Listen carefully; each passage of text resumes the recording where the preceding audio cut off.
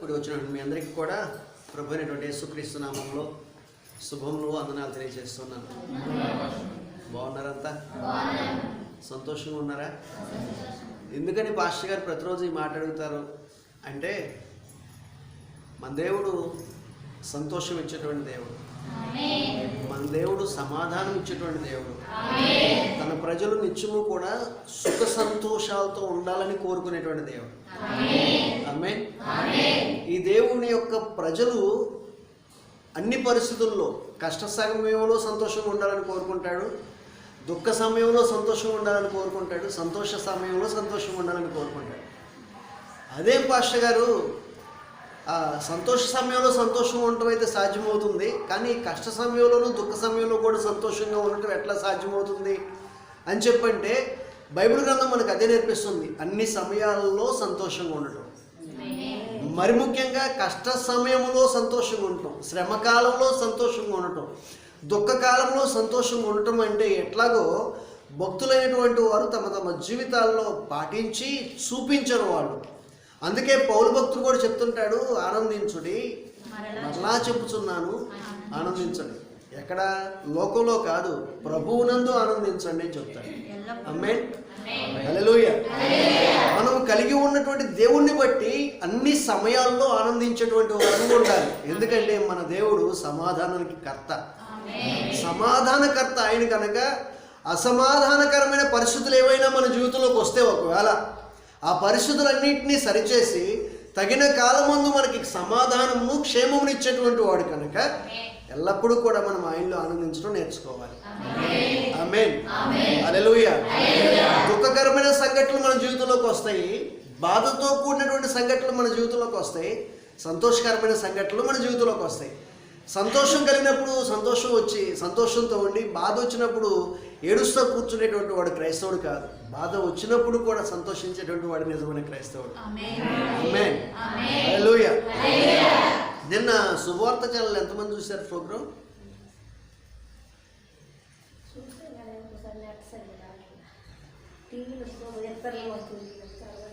మంచోళ్ళు మీరు.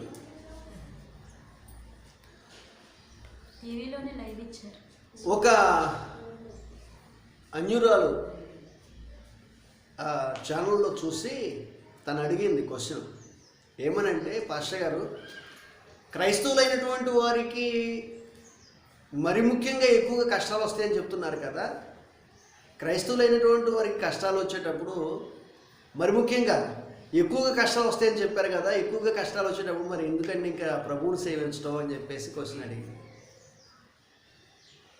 ప్రభు దగ్గరకు వచ్చేది కష్టాలు తీరతాయనే కదా, మరి ప్రభు దగ్గరకు వస్తే ప్రభువుని సేవిస్తే ఇంకా ఎక్కువ కష్టాలు వస్తాయని చెప్పారు కదా దానిలో, మరి అలాంటప్పుడు ప్రభువుని సేవించడం దేనికని చెప్పేసి క్వశ్చన్ అడిగింది.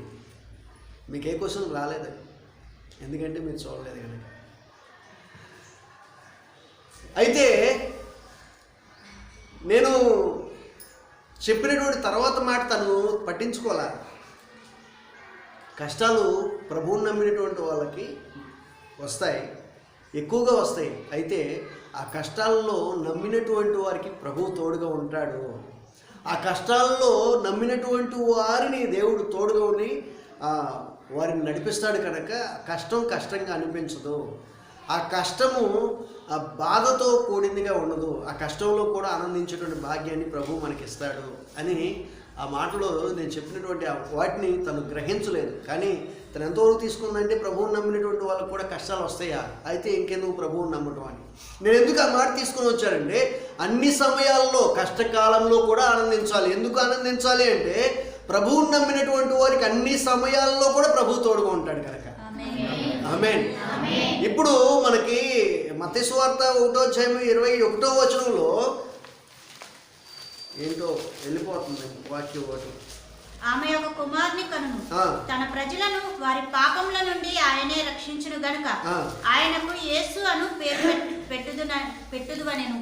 ఆయనకు యేసు అను పేరు పెట్టుదువనెను. 22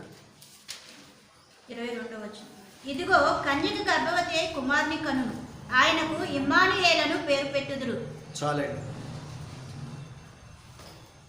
ఇమ్మానుయేలు అనేటువంటి మాటకి ప్రభువు తోడు అనేటువంటి అర్థం వస్తుంది కదా. ఎల్లప్పుడూ తోడుగా ఉండటం కొరకు ఆయన ఈ లోకానికి వచ్చాడు. ఆమేన్, హల్లెలూయా. తన ప్రజలతో ఎల్లప్పుడూ తోడుగా ఉండటం కొరకు ఆయన ఈ లోకానికి వచ్చాడు కనుక ఎల్లప్పుడూ తోడుగా ఉంటాడు అంటే అర్థం ఏంటి? కేవలం మనకి సంతోషకరమైన సంఘటనలు జరిగినప్పుడే తోడుగా ఉండేటువంటి దేవుడా? మనకైతే సంతోషం కలుగుతున్నప్పుడు అందరూ మన దగ్గరకు వస్తారు. మనం హ్యాపీగా ఏదైనా కార్యక్రమం జరిపించుకుంటే బంధువులు, స్నేహితులు, కావాల్సినటువంటి వాళ్ళందరూ వస్తారు ఆ సంతోషకరమైన సంఘటనలో పాల్పొందడానికి. మనం బాధలో ఉన్నప్పుడు, వేదనలో ఉన్నప్పుడు, అప్పులతో నలిగిపోతున్నప్పుడు, దిక్కులేక అనాథలుగా అలమటిస్తున్నప్పుడు, ఇప్పుడు వరకు మనతో ఉన్నటువంటి వారు ఆ టైంలో కనిపించకుండా వెళ్ళిపోతాడు. ఒకవేళ అక్కడికి వెళ్తే నన్ను ఏదైనా సహాయం అడుగుతారేమో అనుకుని ఆ దారిని వస్తున్నటువంటి వాళ్ళు కాస్త ఇంకొక దారి వెతుక్కుని పక్క నుంచి వెళ్ళిపోతారు. ఈ టైంలో వాళ్ళకి నేను కనిపిస్తే వాళ్ళు నన్ను ఎక్కడ చేయించాల్సి అడుగుతారేమో, వాళ్ళకి ఎక్కడ నేను సహాయం చేయాల్సి వస్తుందేమో అని చెప్పేసి అనుకుని వారు పక్కకి తొలగి వెళ్ళిపోతారు. కానీ దేవుడు అంట అలా తొలగి వెళ్ళిపోయేవాడు కాదు. ఎల్లప్పుడూ కూడా తన ప్రజలతో ఉండి నడిపించేటువంటి వాడు ఆయన. ఆమేన్, హల్లెలూయా. దుఃఖ కాలంలో ఆయన మనతో ఉంటాడు, వేదనా కాలంలో ఆయన మనతో ఉంటాడు, కష్టకాలంలో ఆయన మనతో ఉంటాడు, దరిద్రపు స్థితిని అనుభవిస్తున్నటువంటి టైంలో సైతం కూడా ఆయన మనతో ఉంటాడు. హల్లెలూయా. ఈ లోకములో ఎవ్వరూ మనతో లేకుండా అందరూ మనల్ని విడిచిపెట్టినప్పటికీ ఈ దేవుడు మనల్ని విడుక నిత్యము తోడుగుని నడిపించేటువంటి వాడై ఉన్నాడు. ఆమేన్, హల్లెలూయా. అన్ని సమయాల్లో ఆయన మనతో ఉంటాడు కనుక అన్ని సమయాల్లో ఆయన్ని బట్టి మనం సంతోషించాలి. ఆమేన్. అందుకనే ఎక్కడన్నా మీరు సంతోషించకుండా ఉంటున్నారా అని తెలుసుకోవడం కోసం సంతోషంగా ఉన్నారా అని అడుగుతాను. ఎందుకంటే ఎక్కడైనా దుఃఖంలో ఉన్నాం పాస్టర్ గారు అని చెప్పేసి అంటే ఆ దుఃఖానికి కారణం తెలుసుకొని దానికోసం ప్రార్థన చేయడం కొరకు అడుగుతాం. మీ జీవితాలు ఎల్లప్పుడూ శుభప్రదమైనటువంటి జీవితాలుగా ఉండాలని, సుఖవంతమైనటువంటి జీవితాలుగా ఉండాలి కానీ, దేవుళ్ళు ఆశీర్వదించబడినటువంటి కుటుంబాలకు ఉండాలని, దేవుని చేత నడిపించబడినటువంటి వారికి ఉండాలని, దేవుని మహిమ చేత నింపబడినటువంటి వారికి ఉండాలని మా యొక్క ఆశ. అదే మా తాపత్రయం, అదే మా ప్రార్థన. ఎల్లప్పుడూ మీరు సంతోషించే వారికి ఉండాలని. ఆమేన్, హల్లెలూయా. మంచిది, సంతోషం కోసం అనుభవం వెళ్ళాల్సి వచ్చింది. గత కొన్ని వారాలుగా మనం బాప్తిస్మము తీసుకున్నటువంటి వారి యొక్క జీవితంలో కలిగేటువంటి కార్యాలు ఏమిటి, బాప్తిస్మం పొందినటువంటి వారు పొందుకునేటువంటి మేలులు ఏమిటో మనము అంశం వెంబడి అంశం చూస్తూ వచ్చాం. గత వారం వరకు 9 రకాల మేలులు మనం చెప్పుకుంటూ వచ్చాం. ఆ 9 రకాల మేలులు ఏంటో మరొకసారి నేను చెప్పట్లేదు. కానీ ఈ రోజున 10వ మేలు, బాప్తిస్మం పొందినటువంటి వారికి కలిగేటువంటి 10వ మేలు ఏమిటి అనేది మనం చూసినట్లయితే, రోమీయులకు రాసిన పత్రిక 5వ అధ్యాయము 9వ వచనము మొదటి భాగం. కాబట్టి ఆయన రక్తం వలన ఇప్పుడు నీతిమంతులుగా తీర్చబడి. చాలండి. బాప్తిస్మము పొందటము ద్వారా, బాప్తిస్మము తీసుకోవడం ద్వారా ఒక వ్యక్తి మారు మనసు పాప క్షమాపణ నిమిత్తం బాప్తిస్మము తీసుకోవడం ద్వారా ఆ వ్యక్తి నీతిమంతులుగా తీర్చబడుతున్నారు. ఆమేన్, హల్లెలూయా. నీతిమంతులుగా తీర్చబడటము అంటే ఏమిటి? అసలు నీతిమంతులు అంటే ఎవరు? నీతి అనే దానికి అర్థమేంటి? ఈ సంగతులన్నీ కూడా నీతిమంతులుగా తీర్చబడటం గురించి, నీతిమంతులు కలిగేటువంటి మేలులు ఏంటో ఈ సంగతులన్నీ కూడా మనము గత కాలంలో, గత సంవత్సరంలో ధ్యానం చేస్తూ వచ్చాం. నేను మరొకసారి వాటిని చూస్తూ వచ్చినప్పుడు నాకు అనిపించింది నీతిమంతుల గురించి, నీతి గురించి ఒక బుక్ రాస్తే బాగుంటుందని. అంత మ్యాటర్ నేను ప్రిపేర్ చేసుకుంది చాలా ఎక్కువ, మీకు చెప్పింది చాలా తక్కువ. అందుకని దాని మీద ఒక బుక్ రాస్తే ఎట్లా ఉంటుందని చెప్పేసి ఒక ఆలోచన వచ్చింది. చాలా ఆలోచనలు వస్తున్నాయి కానీ అవన్నీ ఎప్పుడు నెరవేరుతాయో ప్రార్థన చేయండి. మంచిది. నీతి గురించి, నీతిమంతుడిగా తీర్చబడటం గురించి, ఈ విషయాలన్నీ కూడా అసలు నీతిమంతులం కాదా మనం? నేను నీతిమంతుడిని చెప్పుకునేటువంటి వాళ్ళు సమాజంలో చాలామంది ఉన్నారు కదా. నేను ఏ పాపము చేయలేదు, నాలో ఏ దోషము లేదు, నేను మంచివాడిని, నేను పుణ్యాత్ముడిని చెప్పుకునేటువంటి వాళ్ళు చాలామంది ఉన్నారు కదా సమాజంలో. మరి మనం నీతిమంతులుగా ప్రత్యేకించి తీర్చబడటం అంటే ఏంటి? ఈ సంగతులన్నీ కూడా గత కాలంలో మనం చెప్తూ వచ్చాం. మీకు అవన్నీ కావాలి అంటే గత కాలంలో ఫేస్బుక్లో మనము ఇచ్చినటువంటి మెసేజెస్ ఉన్నాయి, చూసుకోండి. గత సంవత్సరం 2019వ సంవత్సరం జూలై నెల 14వ తారీఖు నుంచి మనం ఆ నీతిమంతుడి గురించినటువంటి అంశాలు చెప్పుకోవడం జరిగింది. కనుక మీకు అవన్నీ మరొకసారి నేను చెప్పడం లేదు, కానీ వాటిని చూసుకోండి. మరలా నేను దానిలోకి వెళ్తే మన చెప్పాల్సిన అంశాలు చాలా ఉన్నాయి. చెప్పిందే చెప్పుకునే కన్నా కొత్త అంశాల్లోనికి వెళ్తే బాగుంటుందని ఒక ఆలోచన. కనుక నీతిమంతునిగా మార్చబడటం అంటే ఏమిటో ఈ వివరాలన్నీ కూడా గత కాలపు సందేశాలు ఉన్నాయి, వాటిని చూసుకోనండి. మంచిది. మనము ఆయన రక్తము ద్వారా నీతిమంతులుగా తీర్చబడుతూ ఉన్నాం. ఆమేన్. తర్వాత అపోస్తుల కార్యం 13వ అధ్యాయము 38, 39వ వచనం కూడా చూస్తే 13వ అధ్యాయం 38, 39. కాబట్టి సహోదరులారా, మీకు ఈయన ద్వారానే పాపక్షమాపణ ప్రచురమగుచున్నదనియు మీరు మోషే ధర్మశాస్త్రం వలన ఏ విషయములలో నీతిమంతులుగా తీర్చబడలేకపోతిరో ఆ విషయములన్నిటిలో విశ్వసించు ప్రతివాడును ఈయన వలననే నీతిమంతుడుగా తీర్చబడిననియు మీకు తెలియగాక. మనము చేయుచున్నటువంటి నీతి కార్యాలు వలన మనము నీతిమంతులుగా తీర్చబడటం లేదు, నీతిమంతులుగా మార్చబడటం లేదు. దానికి ఆధారం ఏంటంటే మోషే ధర్మశాస్త్రము వలన ఏ విషయంలో మీరు నీతిమంతులుగా తీర్చబడట్లేదు. ధర్మశాస్త్రములో పూర్వకాలంలో పాత నిబంధన కాలపు భక్తులు ధర్మశాస్త్రాన్ని ఆచరించడం ద్వారా నీతిమంతులుగా వారు పిలుచుకునేటువంటి వారు. అయితే ఆ ధర్మశాస్త్రాన్ని పరిపూర్ణంగా ఆచరించినప్పటికీ కూడా ఇంకా నీతిమంతులుగా తీర్చబడట్లేదంటే కొన్ని విషయాల్లో, ఏ విషయాల్లో ఏమిటి అనేటువంటి సంగతులు కూడా మనం గత కాలంలో వాటిని ధ్యానం చేస్తూ వచ్చాం. కనుక ఏ విషయంలో మీరు నీతిమంతులుగా తీర్చబడలేదో ఆ విషయాలతో సహితము కూడా ప్రభునందు విశ్వాసం ఉంచడం ద్వారా, మారు మనసు పొంది పాపక్షమాపణ నిమిత్తం బాప్తిస్మము తీసుకోవడం ద్వారా అన్ని విషయాల్లో కూడా మీరు నీతిమంతులుగా మార్చబడ్డారు. ఆమేన్. హల్లెలూయా. హల్లెలూయా. ఆ తర్వాత మరొక మాట మనం చూసినట్లయితే కొరింథీయులకు రాసిన పత్రిక, అపోస్తలుడైన పౌలు కొరింథీయులకు రాసిన మొదటి పత్రిక 6వ అధ్యాయం 11వ వచనం. మీలో కొందరు అట్టివలే ఉంటిరి గాని ప్రభువైన యేసుక్రీస్తు నామమును మన దేవుని ఆత్మయందును మీరు కడుగబడి పరిశుద్ధపరచబడిన వారే నీతిమంతులుగా తీర్చబడితిరి. ఆమేన్. ఇవి గత కాలంలో మనం చెప్పుకున్నటువంటి మాటలు, రిఫరెన్స్లు, అందుకని వీటిని మళ్ళీ యాడ్ చేస్తున్నాం. దానికి మరొకసారి చదవండి.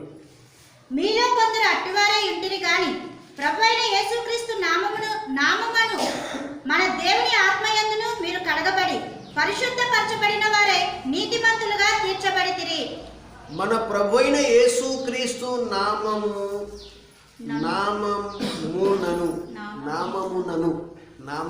కాదు, నామమునను యేసుక్రీస్తు నామములో మన దేవుని ఆత్మయందు మీరు కడగబడినటువంటి వారై పరిశుద్ధపరచబడిన వారై నీతిమంతులుగా తీర్చబడుతున్నారు. బాప్తిస్మము పొందినటువంటి వానికి పరిశుద్ధాత్మ అభిషేకం ఇవ్వబడుతుంది, అధికారం ఇవ్వబడుతుంది, పరిశుద్ధాత్మ చేత నింపబడటం జరుగుతుంది. ఈ నింపబడినటువంటి వారు కూడా కేవలం యేసు నామంలో, తండ్రి కుమార పరిశుద్ధాత్మ నామంలో బాప్తిస్మం పొందడం ద్వారా నీతిమంతులుగా తీర్చబడటం మాత్రమే కాదు, దేవుని ఆత్మ చేత మనం కడగబడటం ద్వారా కూడా నీతిమంతులుగా మార్చబడుతున్నాం. ఆమేన్. హల్లెలూయా. పెంతెకోస్తు రోజున వచ్చినటువంటి కుమ్మరించబడినటువంటి ఆ పరిశుద్ధాత్మ అగ్ని చేత వారు మన్నించబడినటువంటి వారై, దేవుని ఆత్మచేత నింపబడినటువంటి వారై దేవుని కొరకు వాడబడ్డారు వారు ఆ కాలంలో. ఈ కాలంలో కూడా ప్రజలను దేవుడు తన యొక్క ఆత్మచేత సంధించి దర్శించి ఆత్మచేత కడుగుతూ పవిత్రపరుస్తూ ఉన్నాడు. ఆమేన్. ఈ మాట చూసినప్పుడు మరొక ఆలోచన కలిగింది. ఏంటి, బాప్తిసం పొందడంతో మనం నీతిమంతులుగా తీర్చబడుతున్నాం కదా, ఆత్మ ద్వారా కూడా నీతిమంతులుగా తీర్చబడుతున్నాము అనేటువంటి మాట కొంచెం క్రొత్తగా అనిపించింది నాకు. అవును, పరిశుద్ధాత్మ అభిషేకం కొరకు కూడా మనం ఆశతో ఎదురు చూడాలి. ఇంకా ఆత్మను పొందినటువంటి వారు ఏముందలే అండి, ఆత్మ కొంతమందికి ఇస్తాడు పరిశుద్ధాత్మను దేవుడు, కొంతమందికి ఇస్తాడు, మరి కొంతమందికి ఎవడు అని చెప్పేసి అనుకోవద్దు. అందరూ కూడా ఆత్మ చేత నింపబడాలి అనేది దేవుని యొక్క ఆలోచన. ఆమేన్. నికోదేముతో కూడా యేసు ప్రభు అదే చెప్తున్నాడు కదా, ఒకడు నీటి ద్వారాను ఆత్మ ద్వారా జన్మిస్తేనే కానీ పరలోకంలోనికి రాడువాడు. ఆమేన్. అంటే ప్రతి ఒక్కరూ కూడా నీటి బాప్తిస్మం పొందడంతో పాటు ఆత్మ బాప్తిస్మం కూడా పొందాలి అనేది దేవుని యొక్క ఉద్దేశం, దేవుని చిత్తం. ఆమేన్.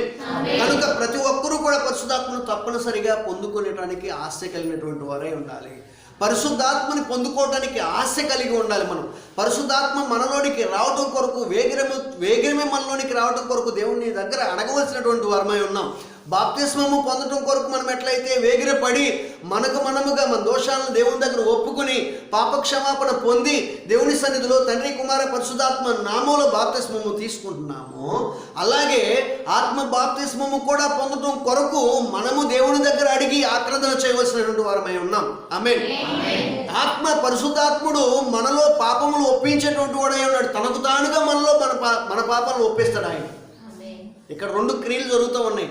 ఒకటి, మనలో కొంతమంది అంటారు కదా, అదేంటండి పరిశుద్ధాత్మను పొందుకోవటం ఏంటండి, ఆల్రెడీ పరిశుద్ధాత్మ మనలో ఉన్నాడు కదా, మన కోసం విజ్ఞాపన చేస్తున్నాడు కదా, మన పాపాలను ఒప్పించేవాడు ఆయనే కదా, మనకి మారు మనసును కలిగించేటువంటి వాడు కూడా ఆయనే కదా, మనతో ప్రార్థన చేయించేవాడు ఆయనే కదా, అలాంటప్పుడు ఇంకా ప్రత్యేకించి మనం పొందుకోవాల్సింది ఏమిటి అని చెప్పేసి అంటే, అవునండి ఇవన్నీ ఆయన మనలో ఉండి జరిగిస్తున్నమాట వాస్తవమే.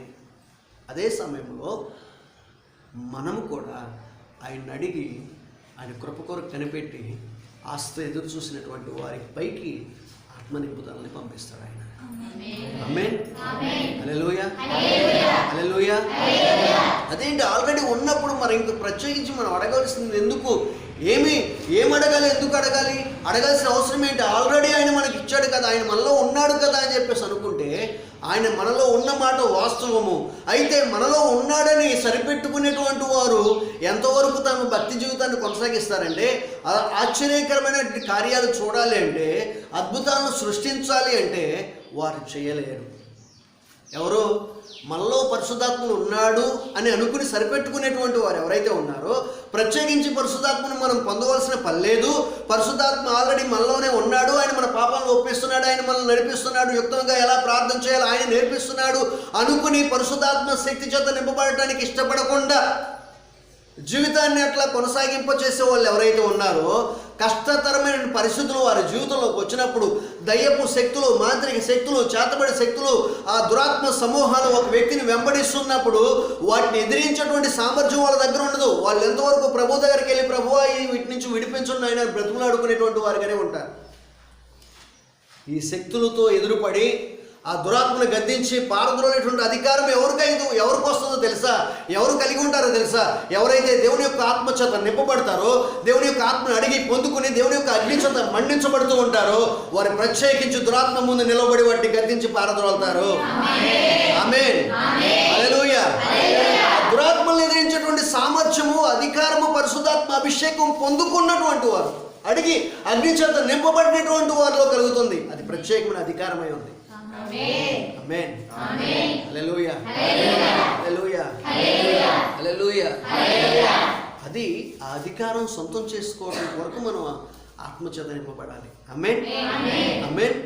అయితే ఇక్కడ మనం అంశం మారవద్దు, కానీ కొన్ని వాటిని అట్లా టచ్ చేసుకుంటూ వెళ్తున్నాం మనం. అక్కడ కనిపిస్తున్నటువంటి వచనాల్లో నుంచి ప్రభువులో మారు మనసు పాపక్షమాపణ నిమిత్తం బాప్తిస్మం పొందినటువంటి వారు నీతిమంతులుగా మార్చబడతారు, వారు ఆత్మచేత కూడా నీతిమంతులుగా తీర్చబడుతున్నారు. ఆమేన్. హల్లెలూయా. హల్లెలూయా. కనుక మనకి కలిగేటువంటి 10వ మేలు ఏంటంటే నీతిమంతులుగా వారు మార్చబడతారు అనేటువంటిది. 11వ మేలు ఏమిటయ్యా అనేది మనం చూసినట్లయితే, మనము దేవుని యొక్క ఉగ్రత నుంచి తప్పించబడతాం. దేవుని యొక్క ఉగ్రత నుంచి తప్పించబడేటువంటి వారంగా మారుతాం. ఆమేన్.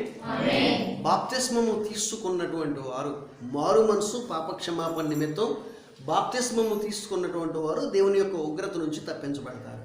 ఆమేన్. ఆమేన్. దేవుని యొక్క ఉగ్రత నుంచి తప్పించబడటం ఏంటండి అంటే, లోకమంతటి మీదకి ఒక రోజున ఉగ్రత కుమ్మరించబడబోతుంది. లోకమంతా కూడా దేవుని యొక్క అగ్ని చేత మండించబడబోతూ ఉంది. ఈ భూమి మండలం అంతా కూడా నరకం అనేది ప్రత్యేకించి సృష్టించబడేది ఏమీ లేదు.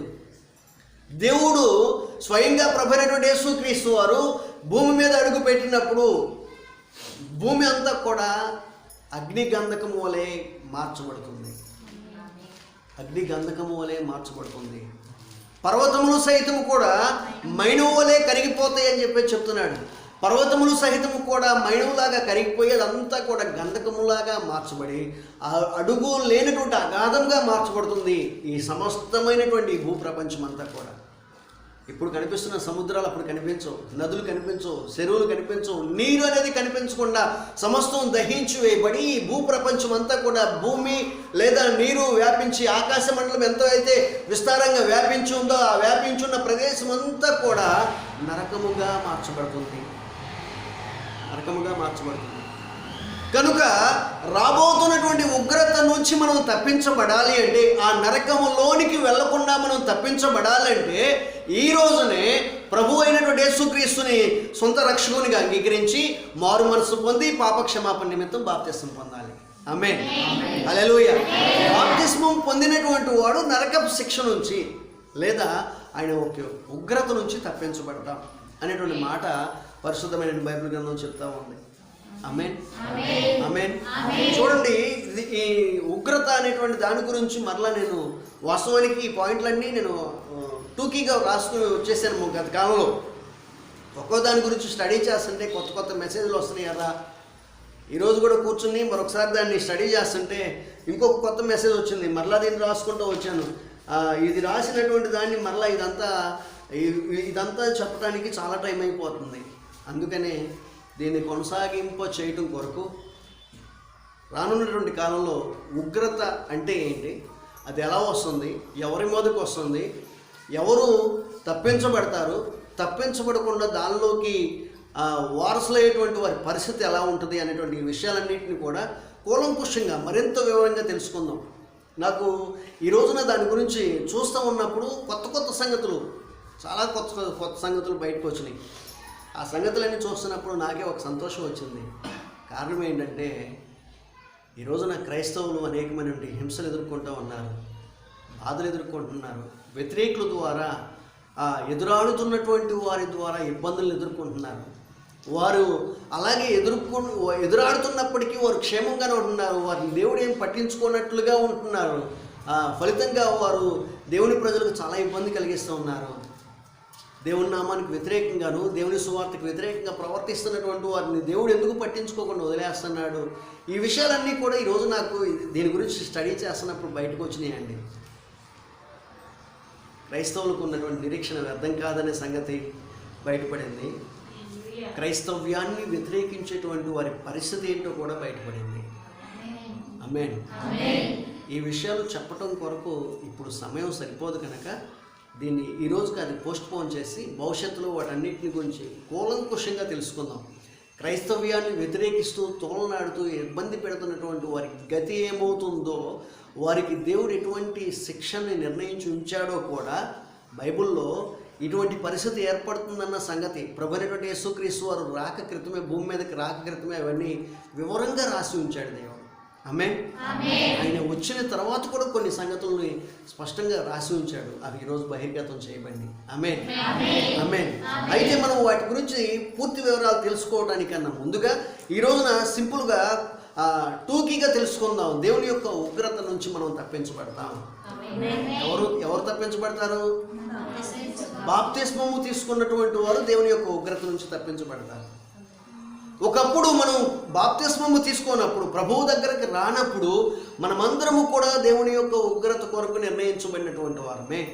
మనమందరము కూడా దేవుని యొక్క ఉగ్రతకు పాత్రులమైనటువంటి వారమే. ఇదే మాటని యోహాను భక్తుడు చెప్తూ ఉన్నాడు. యోహాను సువార్తలో యోహాను సువార్త 3వ అధ్యాయము 36వ వచనం. యోహాను సువార్త 3వ అధ్యాయము. కుమారుని యందు విశ్వాసం ఉంచువాడే నిత్య జీవము గలవాడు. కుమారునికి విధేయుడు కానివాడు జీవము చూడడు, కానీ దేవుని ఉగ్రత వాని మీద నిలిచియుండును. సారీ, యోహాను భక్తుడు చెప్తున్నానని చెప్పాను కదా నేను. యోహాను భక్తుడిగా ప్రభువైనటువంటి యేసుక్రీస్తు వారు చెప్పిన మాట. అయితే యోహాను భక్తుడి ద్వారా ఈ మాట తెలియపరచబడుతూ ఉంది. ప్రభువైనటువంటి యేసుక్రీస్తు వారు చెప్తున్నటువంటి మాట 36వ వచనం మరొకసారి చదవండి. కుమారుని యందు విశ్వాసం ఉంచువాడే నిత్య జీవము గలవాడు. కుమారునికి విధేయుడు కానివాడు జీవము చూడడు, కానీ దేవుని ఉగ్రత వాని మీద నిలిచియుండును. కుమారుని యందు ప్రభువైనటువంటి యేసుక్రీస్తు వారి యందు ఎవరైతే విశ్వాసం ఉంచుతాడో వాడే నిత్య జీవము కలిగినటువంటి వాడు. ఆమేన్. ఒకవేళ ఆయనకి విధేయుడు కానటువంటి వాడు ఎవరైతే ఉంటారో, విధేయుడు కానటువంటి వారు అంటే ఆయన చెప్పినటువంటి మాట విననటువంటి వారు. ఆయన ఏం చెప్పారు అంటే పై వచనాల్లోనే కనిపిస్తుంటుంది. అదే నికోదేము వచ్చి అడిగినప్పుడు ప్రభువైనటువంటి యేసుక్రీస్తు వారు నికోదేముకు చెప్తున్నటువంటి సందర్భమే ఇదంతా కూడా. ఆయన యందు విశ్వాసం ఉంచి విధేయత చూపించేటువంటి వాడు ఎవరైతే ఉంటారో వారు దేవుని యొక్క ఉగ్రత నుంచి తప్పించుకుంటారు, నిత్య జీవము కలిగినటువంటి వాడిగా మారతారు. విధేయత చూపించినటువంటి వారు ఎవరైతే ఉన్నారో వారు ఎక్కడికి వెళ్తారంట? వాని మీద ఉగ్రత నిలిచి ఉంటుంది. వాని మీద ఉగ్రత. ఎవరు ఉగ్రత? మనిషి యొక్క ఉగ్రత కాదు, దేవుని యొక్క ఉగ్రత వాని మీద నిలిచి ఉంటుంది. రే నాకు కోపం వచ్చిందంటే అంటారు కొంతమంది, నాకు కోపం వచ్చిందంటే నీ పని చెప్తానంటారు. నేను లేచానంటే నీ పని చెప్తానంటారు. నిజానికి నువ్వు లేవగా అని చెప్పేసి వాడి పని వాడు చేసుకుంటూ వెళ్తాడు. నీ కోపం వచ్చిన నిన్ను నేను ఎట్లా కూల్ చేయాలో నాకు తెలుసు కదా అని చెప్పేసి అనుకుని వాళ్ళ పని వాళ్ళు చేసుకుంటూ వెళ్తారు. కానీ ఇక్కడికి వచ్చిన తర్వాత దేవుణ్ణి మనం కూల్ చేయాలన్నా, దేవుణ్ణి ఆ యొక్క ఉగ్రత నుంచి తప్పించుకోవాలన్నా ఇప్పుడు మనకు ఉన్నటువంటి ఇచ్చినటువంటి అవకాశాన్ని ఉపయోగించుకుంటేనే మనం తప్పించబడతాం. ఒకవేళ ఇచ్చినటువంటి అవకాశాన్ని ఉపయోగించుకోకుండా ఇప్పుడు మనం అవిధేయత చూపించినట్లయితే ఆ రోజు మనం తప్పించుకోలేము. ఆ ఉగ్రతల్లో మనము కూడా వారసులను కావాల్సినటువంటి వారమవుతాం. అక్కడ మాట వ్రాయబడిన మాట ఉగ్రత వాని మీద నిలిచి ఉంటుంది అనే మాట చాలా భయంకరమైనటువంటి మాట. ఉగ్రత వాని మీద నిలిచి ఉంటుంది. దేవుని కోపము ఉగ్రత అనేది ఎంత భయంకరమైందంటే ఓ మాట నేను చదువుతూ రాస్తూ వచ్చాను. ఆ మాట ఏంటంటే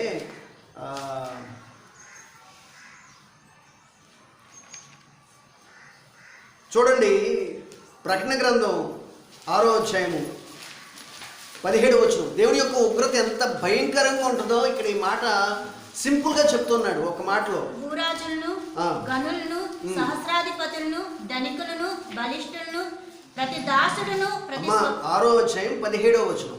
15, 17 ముందు కలిసి. ఓకే, చదవండి. ప్రతి దాసుడును, ప్రతి స్వతంత్రులను కొండ గుహలలోను బండల సందులలోను దాగుకొని సింహాసనాసీనుడై ఉన్న వాని యొక్కయు గొర్రెపిల్ల యొక్కయు ఉగ్రత మహాదినము వచ్చెను. దానికి తాళ జాలిన వాడెవడు? మీరు మా మీద పడి ఆయన సన్నిధికి గొర్రెపిల్ల ఉగ్రతకును మమ్మును మరుగు చేయుడి అని పర్వతములతోనూ బండలతోనూ చెప్పుచున్నారు. చాలండి. ఎవరంట? భూరాజులు, గనులు, సహస్రాధిపతులు, ధనికులు, బలిష్ఠులు, ప్రతి దాసుడు, ప్రతి స్వతంత్రుడు. వీళ్ళు వాళ్ళనే భేదం లేదు. ధనికులు, సంపన్నులు, గొప్పవారు, రాజులు, యాజకులు, మహాగణులు, ఎంచబడినటువంటి వారు, ఎన్నికలో ఉన్నటువంటి వారు, ప్రపంచమంతటిని పరిపాలన చేసేటువంటి వారు, ఎంతటి సామర్థ్యం కలిగినటువంటి వారు, మాట నేర్పరితనం కలిగినటువంటి వారు, వీరు ఎవరైనప్పటికీ కూడా దేవుని యొక్క ఉగ్రత కాలంలోనంట వీళ్ళు ఎక్కడికి వెళ్తారంటే బండల్లోనికి, కొండల్లోనికి, వాటి సందుల్లోకి వెళ్ళి ఆ పర్వతములతోనూ రాళ్ళతో మాట్లాడతారంట. మీరు వచ్చి మా మీద పడి దేవుని యొక్క ఉగ్రత నుంచి మమ్మల్ని కాపాడండి అయ్యా అని. ఒక మాట నన్ను ప్రశ్నించనివ్వండి. ఒక బండ రాయి మన మీద పడితే ఎట్లా ఉంటుంది? ఒక బండరాయి, కొండ రాళ్ళు, కొండ చర్యలు విరిగి పడుతున్నాయి అని చెప్పేసి మనం అప్పుడప్పుడు న్యూస్లో వింటూ ఉంటాం కదా. ఆ కొండ చర్యలు విరిగి పడినప్పుడు, ఆ బండరాళ్ళు మన మీద పడినప్పుడు చాలామంది ప్రాణాలు పోగొట్టుకుంటున్నటువంటి వారు ఉంటారు కదా. ఒక పెద్ద కొండ ఉన్న బలంగా లేచి ఒక వ్యక్తి మీద పడితే ఆ వ్యక్తి కనిపిస్తాడా? ఇక్కడ దేవుని యొక్క ఉగ్రత రోజునంట అడుగుతారంట ఈ ప్రజలు. ఎవరు? శ్రేష్టమైనటువంటి ధనికులు, ఉన్నతమైన స్థానంలో ఉన్నటువంటి వారు, ప్రపంచాన్ని ఏలుబడి చేస్తూ శాసిస్తున్నటువంటి వారు సైతం కూడా దేవునికి లోబడినటువంటి వారిగా ఉన్నట్లయితే వారంట ఈ పర్వతాల దగ్గరికి వెళ్ళి, కొండల దగ్గరికి వెళ్ళి, బండల దగ్గరికి వెళ్ళి, అయ్యా అమ్మ మమ్మల్ని కాపాడండి. ఎవరిని కాపాడమని అడుగుతారట? ఈ బండలని, కొండల్ని, పర్వతాలని కాపాడమంటారంట. ఎలా కాపాడమంటారంట? అవి వచ్చి వీరి మీద పడి దేవుని యొక్క ఉగ్రత నుంచి భద్రంగా కాపాడమంటారు. ఒక రాయి పడితేనే, మనం ఒక బండ రాయి పడితేనే తునాతునకలైపోయి శవమైపోతామే, మనము పిసరగా మారిపోతామే. అంటే పిసరగా మారిపోవటము దేవుని యొక్క ఉగ్రతతో పోలిస్తే చాలా తక్కువ అంట. ఆ ఉగ్రతను తట్టుకోలేక, ఆ బాధను తట్టుకోలేక మమ్మల్ని కాపాడమని చెప్పేసి, మీరు మమ్మల్ని పిసరిగా చేసినా పర్వాలేదు, దేవుని యొక్క ఉగ్రత కన్నా ఇది చాలా తక్కువ బాధ అని మీరు వచ్చి మా మీద పడమని చెప్పేసి వాటిని వేడుకుంటారంట వీళ్ళందరూ కూడా. అంత భయంకరమైనది దేవుని యొక్క ఉగ్రత. ఈ ఉగ్రత ఇంకెట్లా ఉంటుంది అనేది వివరంగా చెప్పుకోవడానికి సమయం లేదు. చాలా విషయాలు మనం చెప్పుకోవాలి. బాప్తిసం పొందినటువంటి వారికి కలిగేటువంటి మేలుల్లో చాలా అంశాలు ఉన్నాయి.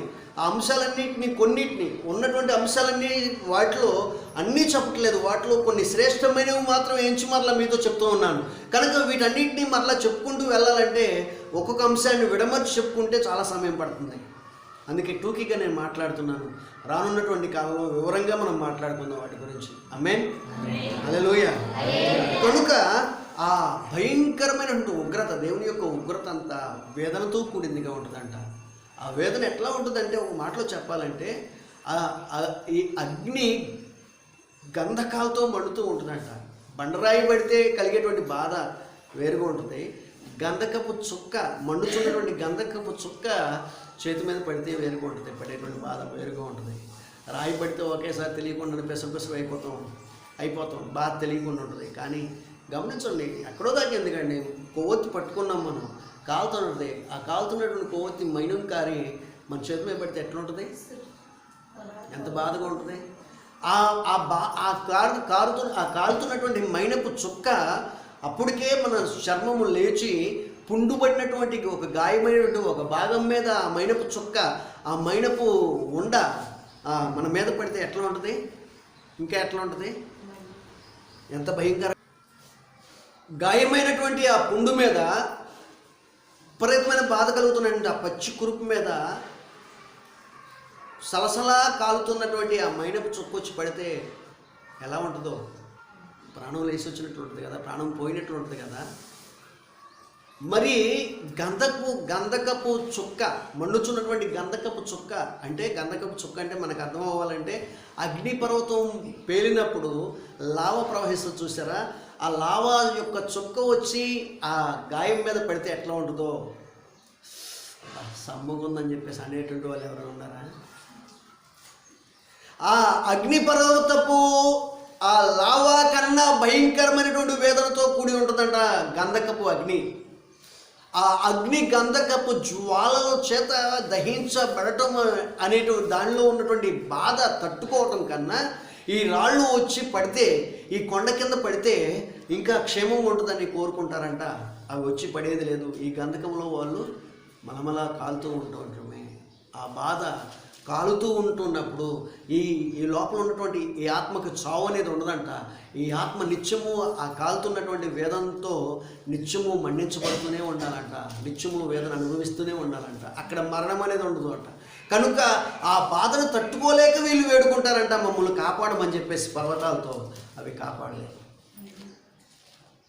కాపాడబడాలి అంటే ఇప్పుడే దేవుడు మనకు అవకాశం ఇచ్చినప్పుడే మార్పు పొంది, మారు మనసు పొంది, పాపక్షమాపణ నిమిత్తం బాప్తిస్మం తీసుకోవాలి. ఆమేన్, హల్లెలూయా, హల్లెలూయా.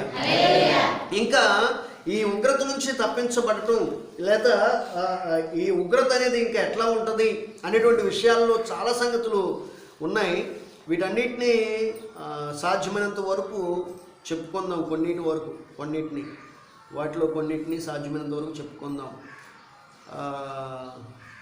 వీటిని నేను వివరంగా రాయలేదు, చూద్దాం.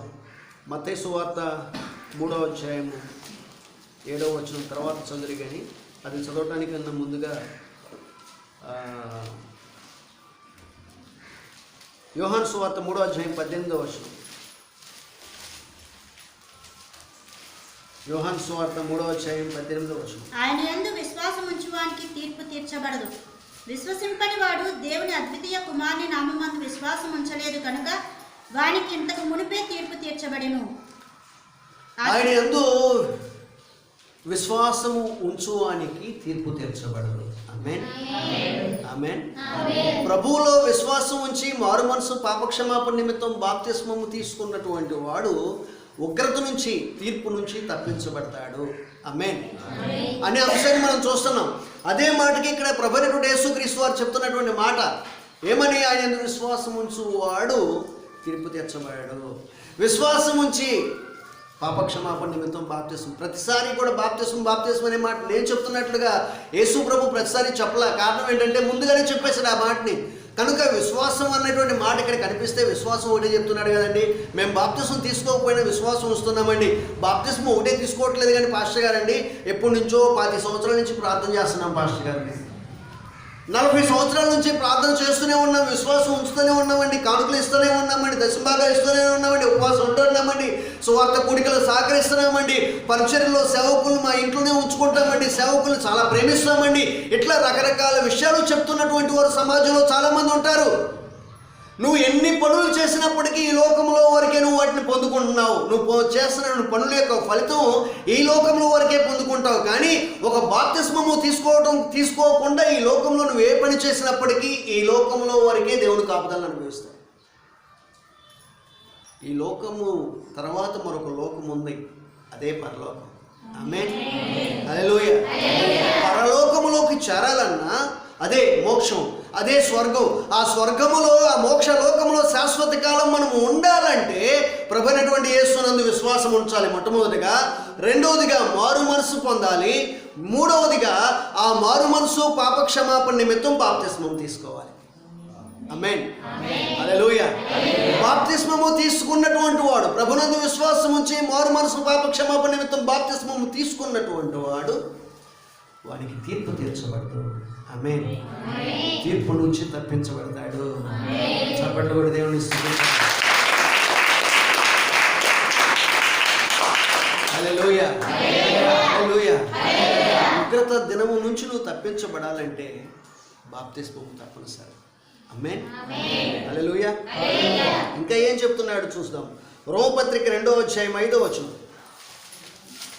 రోమపత్రిక అపోస్తలుడైన పౌలు రోమీయులకు రాసిన పత్రిక 2వ అధ్యాయము 5వ వచనం.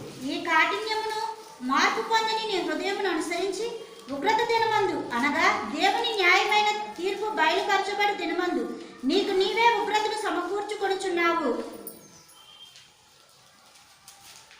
మెసేజ్ ఏం చెప్తారో వచ్చి మాట్లాడుతున్నటువంటి వారు.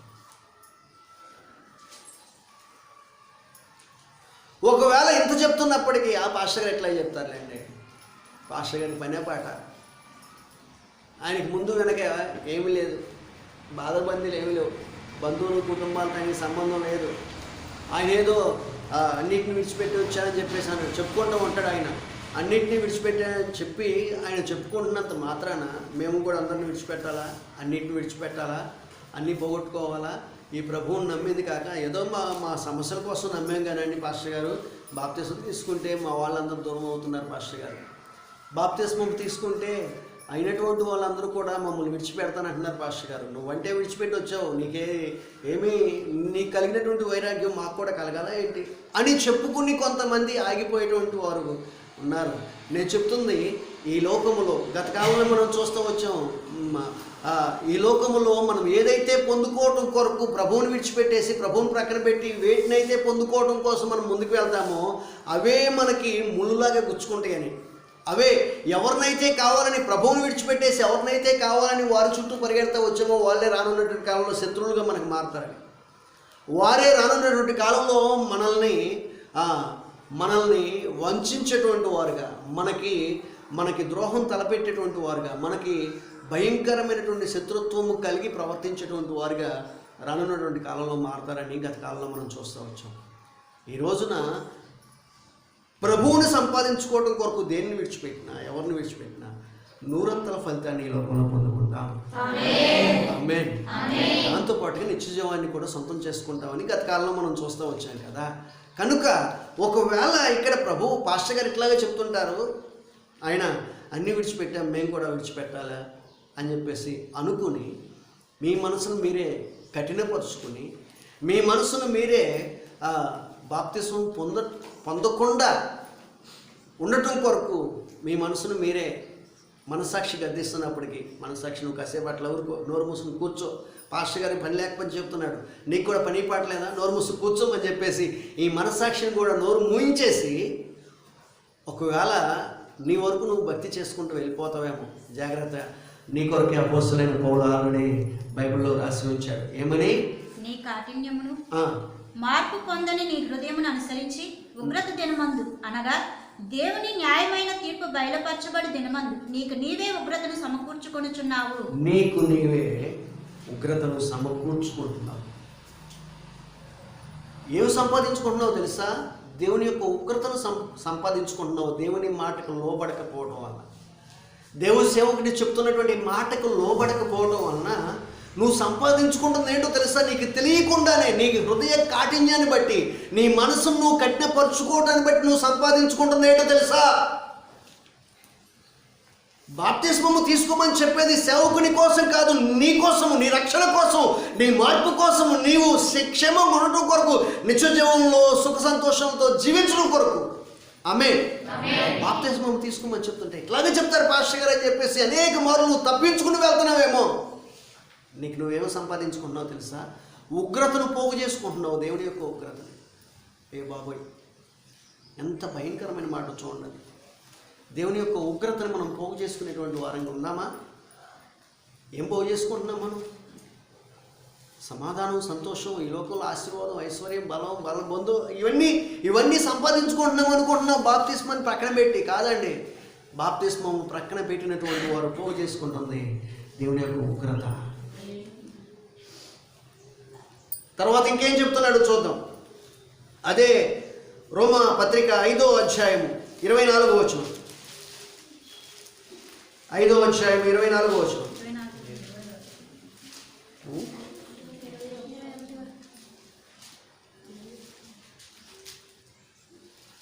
సరే, యోహాను సువార్త 5వ అధ్యాయం 24వ చూడండి. నా మాట విని నన్ను పంపిన వాని యందు విశ్వాసం ఉంచువాడు నిత్య జీవము గలవాడు. వాడు తీర్పులోనికి రాక మరణంలో నుండి జీవములోనికి దాటి ఉన్నాడని మీతో నిశ్చయముగా చెప్పుచున్నాను. వాడు తీర్పులోనికి రాక దేనిలో నుంచి? మరణములో నుంచి జీవములోనికి దాటి ఉన్నాడు. ఆమేన్. హల్లెలూయా. నా మాట విని చెప్తున్నటువంటి పాస్టర్ గారి మాట కాదండోయ్, ప్రభు అయినటువంటి యేసుక్రీస్తు వారి మాట విని, లేదా దేవుని మాట విని ఆయన్ని పంపినటువంటి వాడైనటువంటి ప్రభు అయినటువంటి యేసుక్రీస్తు వారి యొక్క నామమునందు విశ్వాసం ఉంచువాడు. ఆమేన్. నామమునందు విశ్వాసం ఉంచి మార్పు పొంది పాపక్షమాపణ నిమిత్తం బాప్తిస్మం పొందినటువంటి వాడు తీర్పులోనికి రాక మరణములో నుండి జీవములోనికి దాటి ఉన్నాడు. చప్పట్లు కొడదాం దేవునికి.